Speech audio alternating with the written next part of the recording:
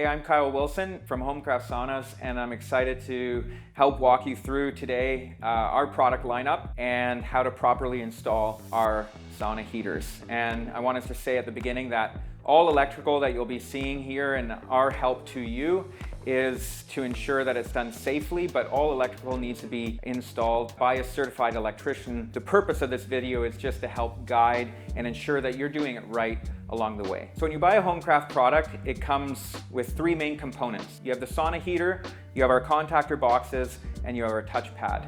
And those are the three main elements that you will need when you're installing our products. Our sauna heaters run from a small 4 kilowatt up to an 18 kilowatt, single phase, 3-phase, 240 volt, 208. So there's lots of variations, and it's very important to get the right product for your home or your commercial setting. When it comes to the contactor boxes, we have a variation of contactor boxes within our products. And you have our TK2-2s that run from a small 4 kilowatt up to the 10 kilowatt heaters, our TK2-3, which speaks of 3-phase, and also our TK3 for our higher end wattage heaters. It is important that you pick the correct contactor box for the install. Indoors, indoor contactor box. Outdoor setting, we have the option of an outdoor contactor box. Essentially everything is the same within these contactor boxes, but the application of where it's placed will vary, and you need to determine what suits best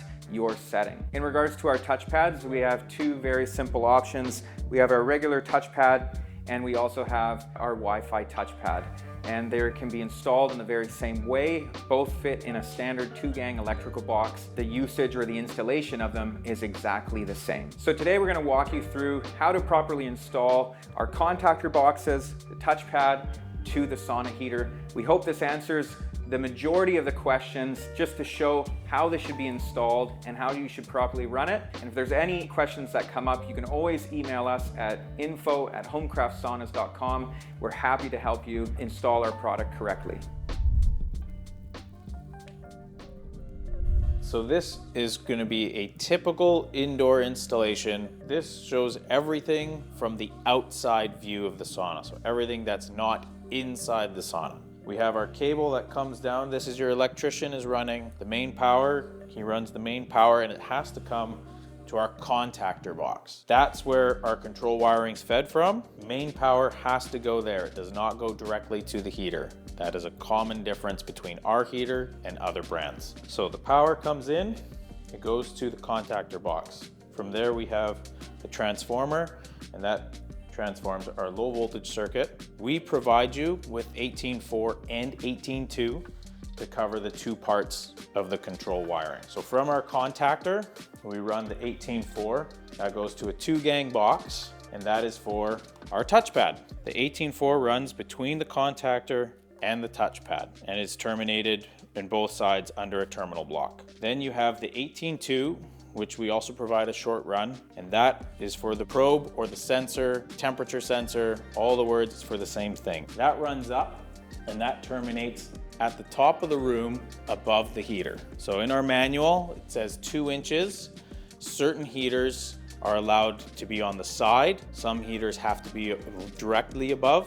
If you move where the temperature sensor goes, you will not be getting the correct reading for your room. So the touchpad has to be mounted outside of the room. If it is mounted inside the room, and we have seen things as crazy as near the top of the ceiling, it will eventually degrade, melt, and you will have ruined your control. The contactor is allowed to be mounted facing in or out, but it cannot be inside the room. It can be in the stud wall, and you can have an access hatch on whichever side you put it on. So the termination, main power comes in on one side, and then you have your line out, which we'll show in the other part of this video with the heater.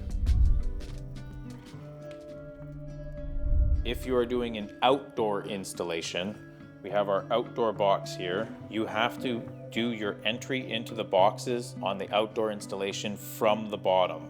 So this is a sealed unit, and if you put holes in the top or the sides, you are now potentially adding an entrance for moisture. So your main cable in and out, go into the bottom, as well as your control wiring. All right, so now we'll switch views and we'll turn this around and show you the inside of the room, what you should see as far as the wiring installation for your heater.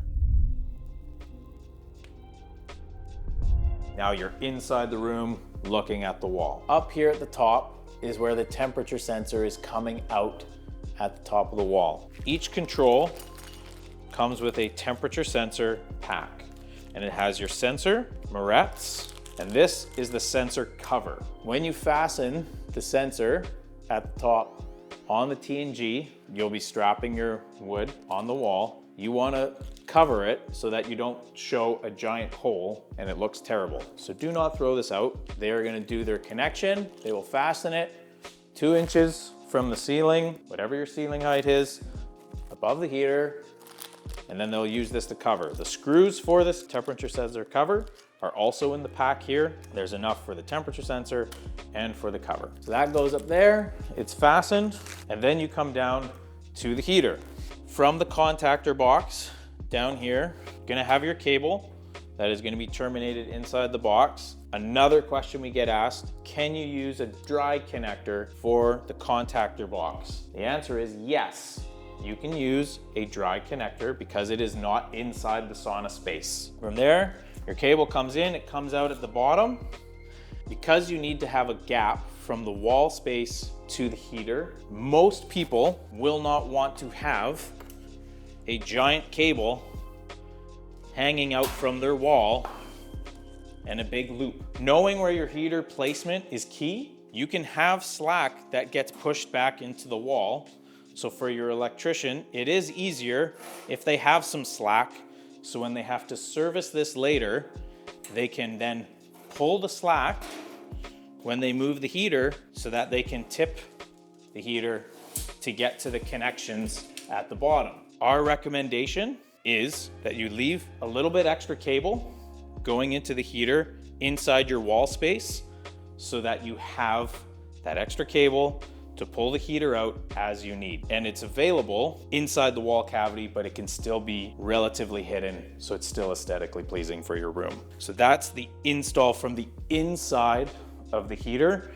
You're gonna need the cable, and to be clear, Homecraft is not providing this cable. This is the electrician that you've hired is gonna be providing this cable from the contactor to the heater.